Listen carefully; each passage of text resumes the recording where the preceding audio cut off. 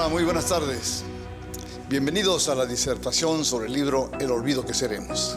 Este es un evento muy interesante, muy agradable y se deriva de la política del corporativo MRCI desde hace ya varios años de continuar cultivando, instalando, promoviendo la cultura de los valores.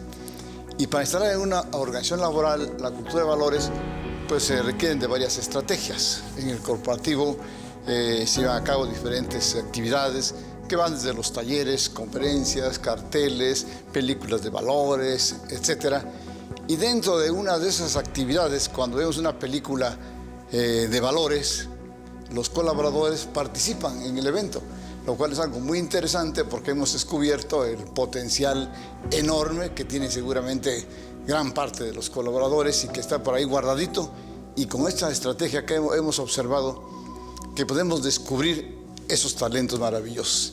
Ya son varios los libros que hemos compartido o que han compartido los colaboradores a partir de un taller, de una dinámica o de ver una película de valores, como en el caso que nos ocupa actualmente, donde la ingeniera Celina Sotres es la ganadora de este concurso porque cuando se exhibió y disfrutaron de la película Cinema Paradiso, que es una joya del cine italiano de Giuseppe Tornatore, que si no la han visto, véanla por favor, porque es una de las películas más bellas que se han hecho en el devenir de la cinematografía mundial.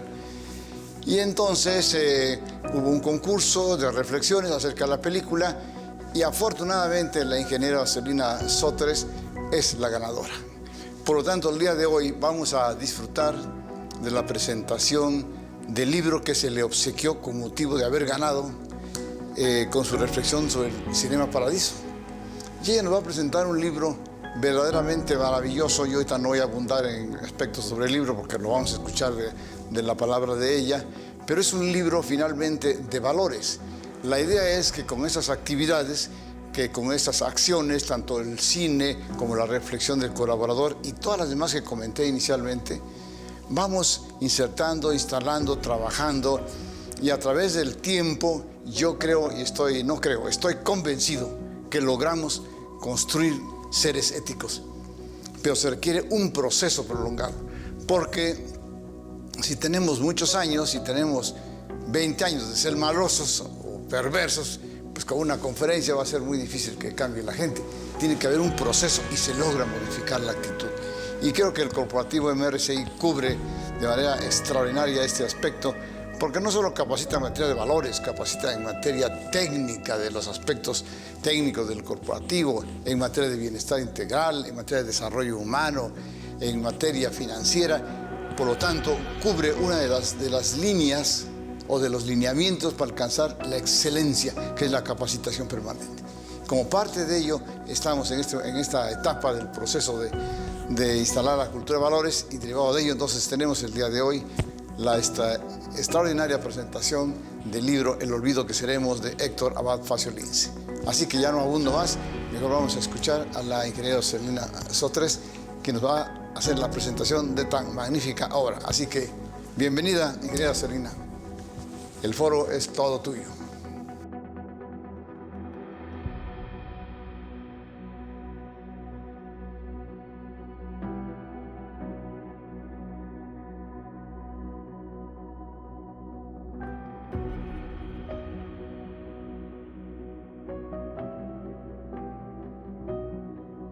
Bueno, pues gracias por la presentación, doctor Nava. Ahora continuamos con la reflexión sobre el libro. Aquí tengo un análisis, es más que nada sobre hechos reales ocurridos en Colombia. El autor de este libro, que es Héctor Abad Facio Lince, creó una novela, pero no relata nada de ficción. Todos los hechos que se acontecen en este libro son reales. Él quiso relatar la historia de su padre, que es Héctor Abad Gómez, quien les quiero platicar un poco sobre él porque me parece una persona realmente memorable. Es una persona que es un ejemplo a seguir. Aparte de ser médico salubrista, ser profesor universitario, periodista, padre, fue defensor de los derechos humanos. Esta persona fue una de las primeras en implementar el acueducto en Colombia. ¿Por qué? Bueno, al ser médico, él se dio cuenta que había una necesidad muy grande para la población, que era eliminar el tifo. En esa época Colombia estaba llena de enfermedades. Las personas morían por tifoidea, por diarrea, por problemas gástricos, y él veía que la principal razón, o la raíz como él lo llamaba, era el agua, o sea, el agua que no era potable. Él estaba muy en contra de los médicos que solamente hacían dinero a través de las consultas, porque ellos conocían y sabían cuál era la verdadera raíz de este problema y no lo querían mencionar. Entonces fue una de las personas que se atrevió a decir cuál era ese problema y buscarle una solución. Por lo tanto, es una persona que a mí se me hace un ejemplo, y aparte pues defendió mucho los derechos humanos porque él amaba a la sociedad, él amaba a su país. Bueno, fue una de las primeras personas en proponer el estudio de la violencia porque se dio cuenta que esto era algo que desencadenaba pues los problemas sociales que estaban aconteciendo en Colombia. ¿Por qué? Bueno, él consideraba la violencia como una epidemia. De hecho, esto es un extracto del libro que dice: lo más nocivo para la salud de los humanos aquí no era ni el hambre, ni la malaria, ni los virus. El peor agente nocivo, el que más muertes ocasionaba entre los ciudadanos del país, eran nosotros seres humanos. Y esa pestilencia a mediados de los años 80, porque pues él es de los años 80, tenía la cara típica de la violencia política. ¿A qué se refería él? Bueno, el evento que marcó la historia de Colombia y por supuesto una etapa muy violenta que hasta la fecha sigue, se llama el Bogotazo. El Bogotazo inició el 9 de abril de 1948. De 1948 a finales de 1950, que más o menos es por 1958, se le consideró esta etapa como la violencia.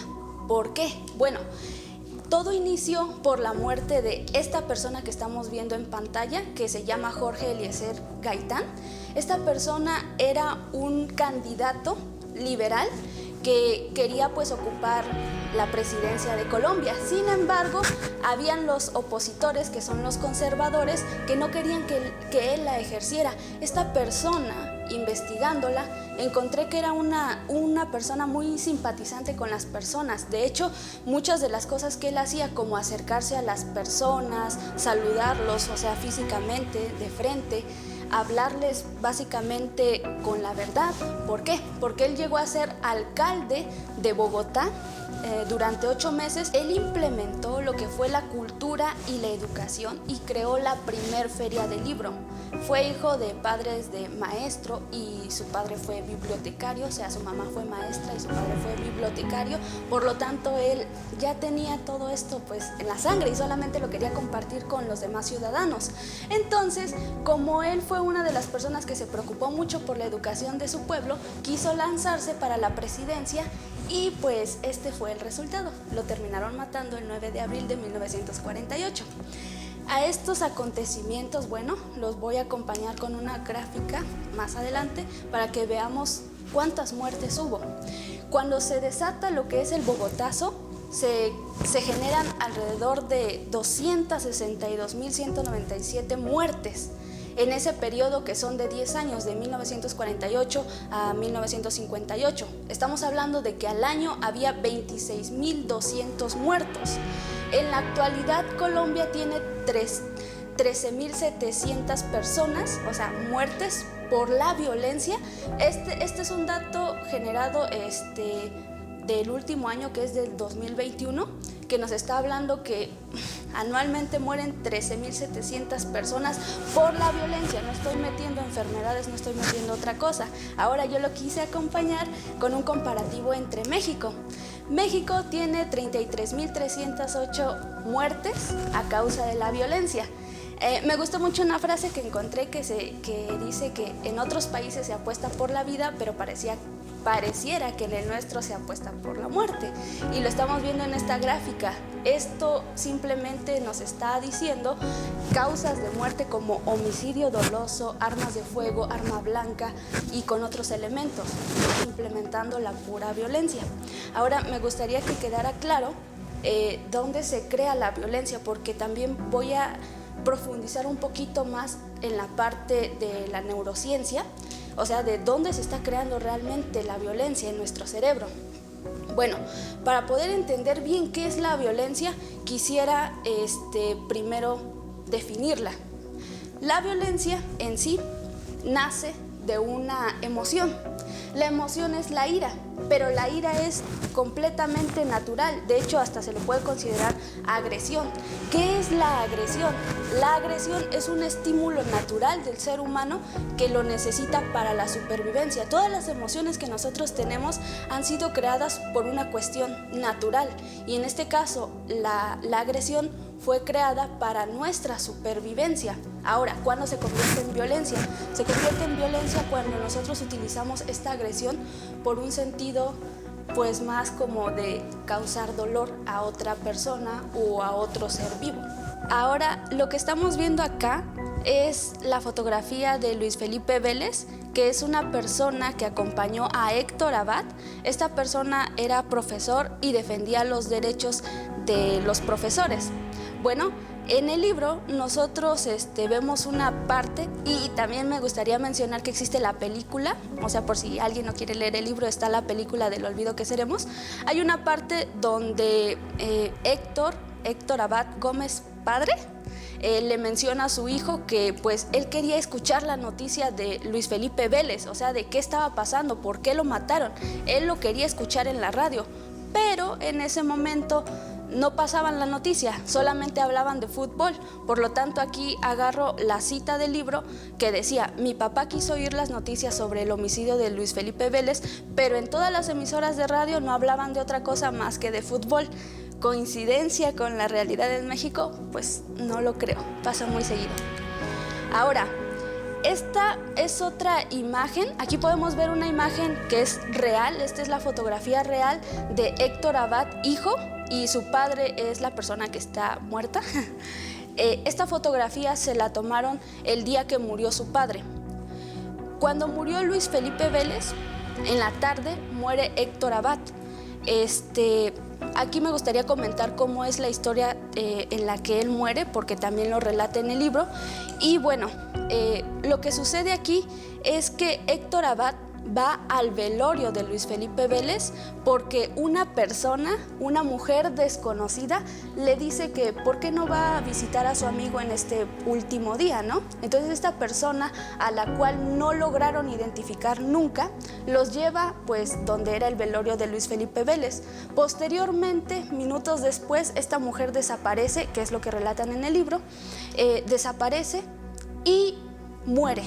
¿Por qué? Muere a causa de unos disparos que pues viene por parte de unos hombres que ya fueron contratados pues para dispararle directamente.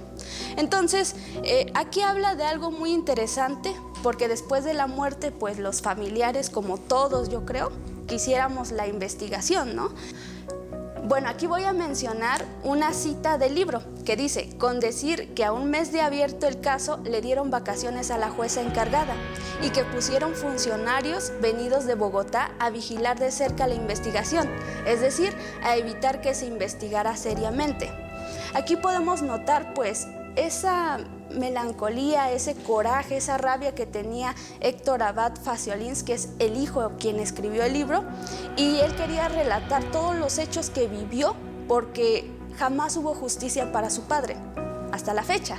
Entonces, la única manera para él pues ahora sí que de decir cómo fueron las cosas no era a través de la violencia, porque su padre nunca le inculcó la violencia. Ese es otro factor importante que me gustaría mencionar. Su padre siempre los educó con amor, por lo tanto él no quiso generar ese tipo de actos, y lo único que hizo fue escribir el libro y relatar todos los hechos de cómo era su padre, cuál era su vida, cuáles eran los acontecimientos que él estaba haciendo por la sociedad. O sea, todo lo que su padre hacía era a favor de los derechos humanos.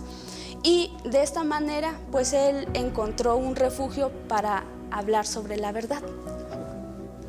Bien, ahora, ¿de dónde proviene la violencia?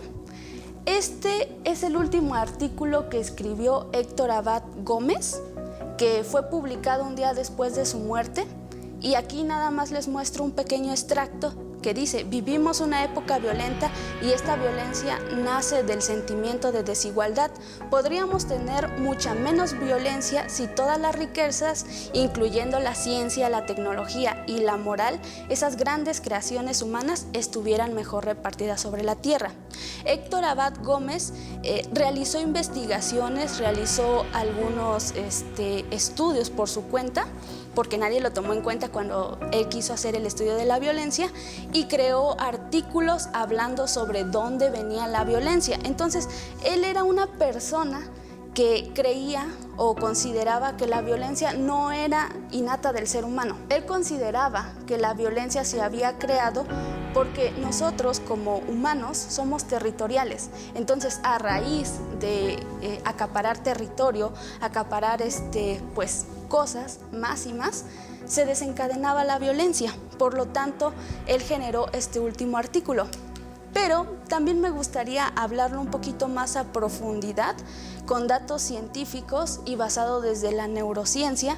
Y aquí me gustaría citar a una doctora Fegui, que es que se encarga mucho de estudiar lo que es la parte de la violencia en el cerebro y estudiar la mente de criminales muy importantes en el país, para sacar sus conclusiones de en dónde se ejecuta esta violencia. Bien, aquí les muestro a esta persona que es la doctora, que incluso da clases en la UNAM. Ella descubrió que en los cerebros de diferentes criminales habían algunas diferencias sutiles comparadas con cerebros de personas normales. Ahorita les voy a traducir toda esta información. Ella lo comentaba en el sistema límbico. El sistema límbico es un sistema que es el que regula las emociones de nosotros. Este sistema es esencial tanto para el hambre, la memoria y los instintos sexuales. Me gustaría hablar sobre las partes en las que ella se enfocaba un poco más, que es el hipotálamo, la amígdala y el hipocampo. El hipotálamo principalmente regula lo que son las hormonas, porque está conectado con el sistema endocrino. Entonces, si nosotros tenemos un desbalance hormonal, pues nuestras emociones se pueden disparar. La amígdala, que es lo que ella menciona, esta parte era la que los criminales la tenían un poco más pequeña. Ahorita lo voy a hablar un poquito más a profundidad porque es muy importante. Ahora, el hipocampo es el que se encarga de la memoria a corto plazo, la memoria a largo plazo, y este es muy importante para lo que sigue, para lo demás que voy a seguir hablando. Aquí estamos viendo un poco más de cerca lo que es la amígdala, que es a lo que ella se refiere, y por supuesto siguiendo lo que era la investigación de Héctor Abad Gómez sobre de dónde proviene la violencia. La doctora Fegui comentaba que la amígdala era muy importante, y yo les voy a decir cuál es la función de esta parte. Bueno, aquí se regula principalmente el miedo. Ahora, como ella mencionaba, al ser una parte más pequeña, o sea que era más pequeña todavía la amígdala en el cerebro de los criminales, significaba que su temor o el miedo era casi nulo. ¿Qué significa esto? Las personas que son psicópatas realmente no sienten ni culpabilidad y no sienten miedo cuando ejecutan un hecho, o sea, un acto violento. Por lo tanto, que la amígdala sea un poco más pequeña significa que el miedo, o sea, el temor de generar una acción es menor. Por lo tanto, estas personas tienden a ser un poco más violentas, o a no pensarlo mucho y a ejecutar cualquier acto. A eso se refería la doctora.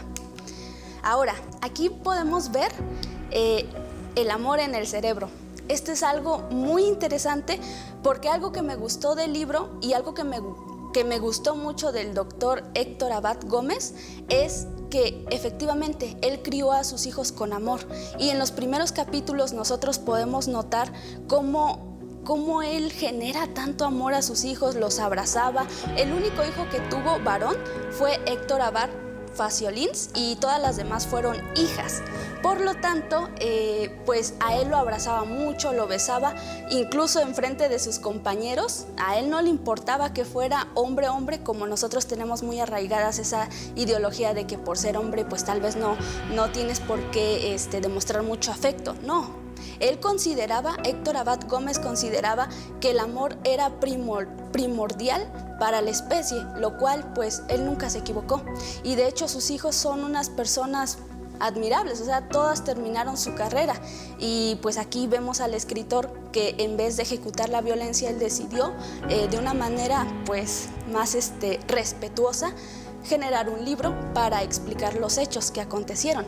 Y aquí nosotros lo vemos de manera más representativa porque el amor sí tiene una repercusión en nosotros, en el ser humano, en el cerebro y también en incitar la violencia.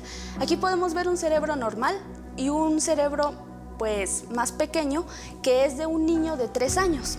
El cerebro normal es desarrollado mediante sus cuidadores. ¿Qué significa esto? Significa que los cuidadores de este bebé le dieron protección, le dieron seguridad, le dieron amor. Por lo tanto, las conexiones sinápticas que se desarrollaron en este cerebro fueron mayores y generó este desarrollo, o sea, se generó una corteza mayor comparada con la otra.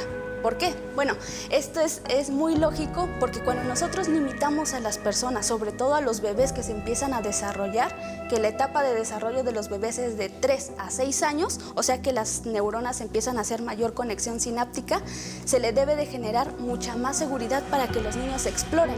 Entonces, cuando hay violencia, porque este bebé sufrió violencia, el pequeño, el del cerebro pequeño, cuando hay violencia, los bebés no se pueden desarrollar correctamente, por lo tanto, ellos no generan las conexiones neuronales que deberían para poder desarrollar su cerebro.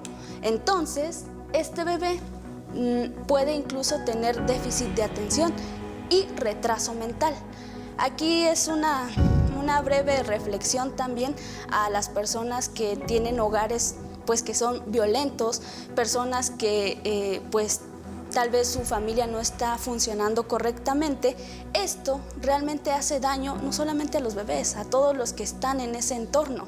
Y aquí lo vemos, o sea, prácticamente estas son imágenes reales de cerebros donde pues se hacen pruebas, se hacen experimentos, porque también se hacen experimentos con ratones para ver cómo pueden desarrollar su cerebro y aquí lo estamos viendo. Entonces el amor sí hace la diferencia y generar entornos seguros incluso en el trabajo también. ¿Para qué? Para que nosotros podamos desarrollarnos correctamente.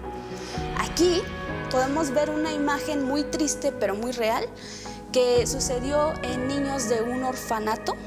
Esto fue en Rumania por los años de 1970. Estos niños que estamos viendo sufrieron mucha negligencia, mucha violencia y bueno, la historia de estos niños es de que en Rumania querían generar mayor población. Entonces ellos decidieron que para generar mayor población pues las mujeres tenían que tener más de 5 hijos, si no pues era un delito, o sea, allá era obligatorio que las mujeres tuvieran más de 5 hijos, pero como los papás no podían darle de comer a todos los hijos, mandaron a sus hijos al orfanatorio, por lo tanto, ahí los cuidaban, entre comillas. Y aquí lo que estamos viendo es toda la condición precaria que tenían estos niños, por lo tanto, veamos sus cráneos, veamos su cuerpo, desde ahí nosotros nos estamos dando cuenta que no son sanos, que no es saludable. Y lo más interesante es que cuando las personas, o sea, de Estados Unidos vienen para, ahora sí que rescatar a estos niños, se dan cuenta que donde están los cuneros, donde están los bebés, ninguno llora. Ningún bebé está haciendo ruido, cosa que no es normal. ¿Qué significaba esto? Que de verdad, o sea, los niños no tenían ni siquiera afecto. Estaba prohibido el afecto, de hecho, para los niños. No tenían contacto físico, o sea, los cuidadores con los bebés no tenían contacto físico. Por lo tanto, los bebés se cansaron de llorar y se quedaron callados, porque no había estimulación nerviosa. A los bebés se les debe generar ese tipo de estimulación para lo que ya comentaba hace un momento, para generar mayores conexiones sinápticas y poder desarrollar mejor el cerebro.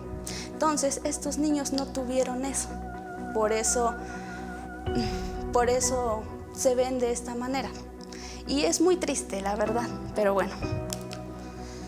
Aquí vemos una fotografía de Héctor Abad Gómez con su único hijo, Héctor Abad Faciolins, donde también cito otra frase del libro que es: así como nos han educado para la violencia, podemos educar para la no violencia. Y eso es muy cierto. Este hombre, como ya lo había comentado antes, fue un hombre que amaba a su país, no solo a su familia, sino que también a su país, y lo demostraba, porque muchas de las cosas que él hizo, que las menciona en el libro, yo solamente comenté unas cuantas, lo hizo porque él quería que su país progresara, pero también pues terminó en una condición no aceptable. Entonces, aquí vemos una fotografía de él con su hijo. Finalmente llegamos a esta parte que es la esencia del libro, que nos habla de por qué se llama El olvido que seremos. Bueno, cuando Héctor Abad murió, él tenía un poema que le encontró su hijo, que hablaba sobre el olvido que seremos. Y aquí dejo una parte que es un poquito más reflexiva, tanto del libro como mía, a lo que se refería Héctor Abad, que dice: cuando las personas dejamos de estar físicamente, nos convertimos en polvo, y lo más probable es que después de eso nadie recuerde siquiera nuestro nombre, a menos que alguien siga compartiendo nuestra ideología, nuestras creencias, que algo de lo que hicimos en vida haya perdurado en la mente de algunos. Solo así podremos postergar el olvido un poco más. Y esto es algo muy cierto, porque ¿qué es la vida? O sea, ¿qué viene uno? Uno debería venir a ser feliz, pero también a dejar un legado. Y esta persona dejó un legado físico y también moral, porque Héctor Abad Gómez hizo también cosas por su pueblo, y lo pueden ver. De hecho, su hijo relata que lo que él hizo todavía sigue en pie, el acueducto que se colocó todavía sigue en pie. Entonces, nosotros podemos postergar nuestro olvido si nosotros dejamos cosas para que las demás personas nos recuerden. Gracias.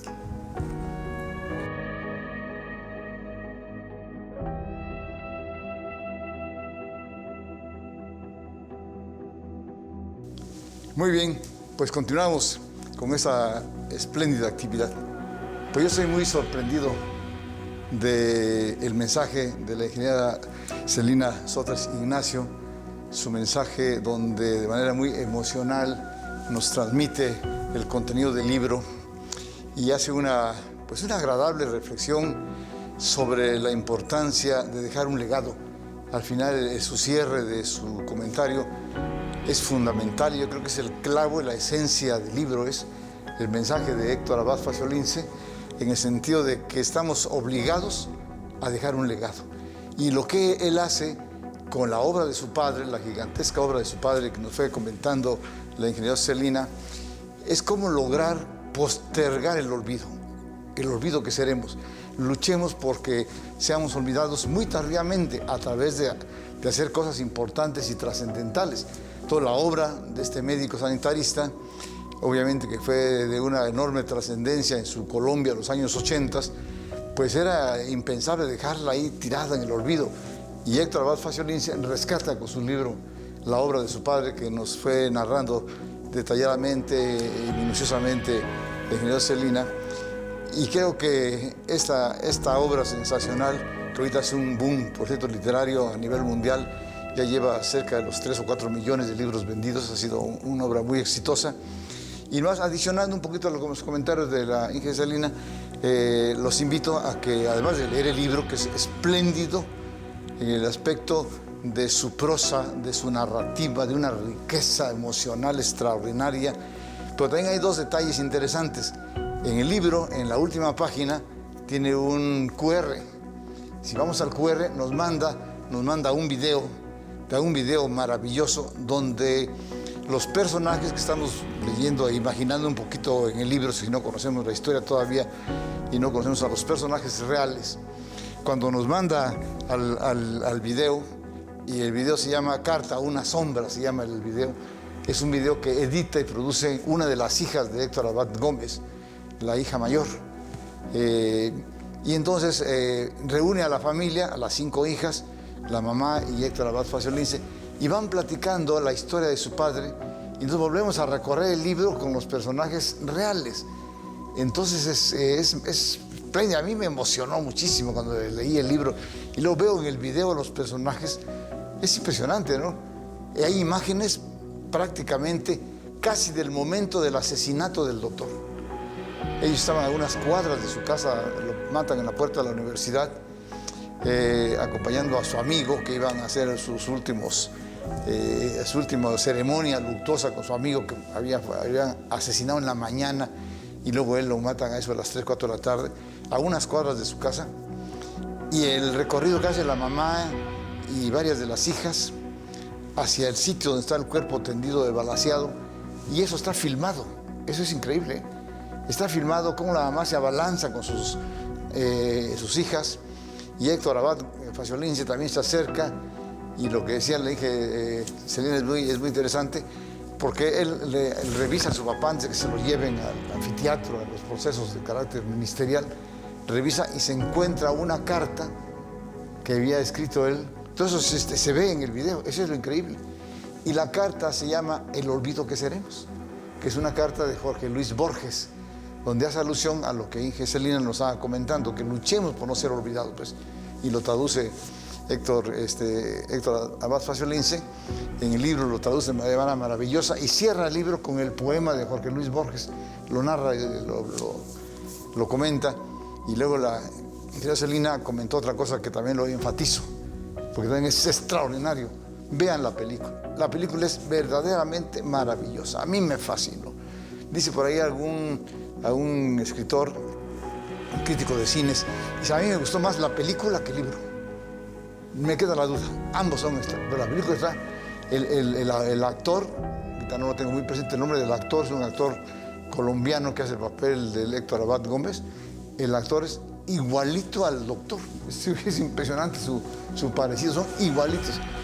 Bueno, pues yo creo que esta lectura del libro, esta reflexión de la ingeniera Celina Sotres, pues nos deja muy emocionados, y a mí me vuelve otra vez a la mente ese concepto que siempre tengo muy presente. En un corporativo como MRCI abunda el talento, como el caso del día de hoy que estamos escuchando de la ingeniera Celina. Abunda el talento, tenemos que descubrirlo. Cuando las empresas descubren sus talentos, enriquecen su potencial, enriquecen su reaccionar de la empresa. Y entonces por eso creo que esta tarea ha sido fundamental para ir identificando ahí personajes en el corporativo que son muy talentosos, como el caso de la ingeniera Celina, a la cual la felicito calurosamente por su trabajo, por su esfuerzo.